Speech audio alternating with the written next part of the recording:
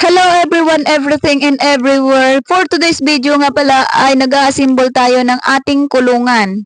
Bago na naman ho kasi itong dating galing from Lazada at alam nyo na ang buhay natin ay ina-assemble na ng Lazada. Charing!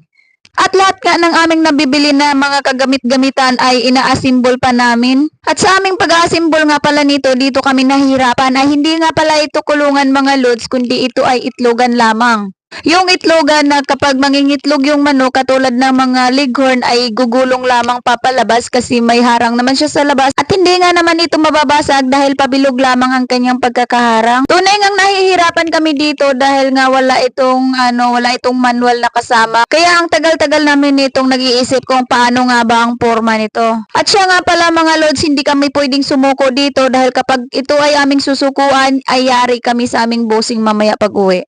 Kaya nagtiyaga nga talaga kami kahit kami ay pakamot-kamot na sa ulo, ma-assemble lang namin ito. At dito nga na part mga lods ay naporma-porma na nga ito at malapit-lapit na kami sa katotohanan kaya tuloy ang laban. Sabi ko pa nga dito ay bilisan na namin baka kami pa ay maabutan. Ang ginapit nga pala namin nito na pantali ay yung plastic na kapag hinihila mo ay maglalak siya pero hindi na siya makukuha ulit kung hindi mahaba ang iyong kuko. Nakalimutan ko nga talaga mga lods kung anong tawag nun. Ayan po, yung pinapakita ko sa inyo. Ayan yun. Mabibili nga po pala yung mga ganyan ay sa hardware. Hindi na nga ho namin malaman kung paanong posisyon pa ang aming gagawin para ito ay magawa.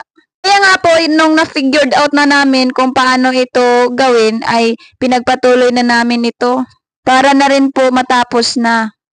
Ilang pintuan na nga lang po ay matatapos na ito. Ayan, fast forward na po tayo. Ito na po ang aming natatapos. Bali dalawa po yan sila na may tig-apat na kwarto. Ayan, tadang. So sila po yung mga titira naming hayop. Ayan po sila. Ayan, explore po tayo sa mga titira dyan. Oy, kalapati, hindi yan kasama. Ayan po, yan. Yung isa po yan nag-itlog. At tadang, may itlog na nga tayo. And that's it for today. Thank you for watching.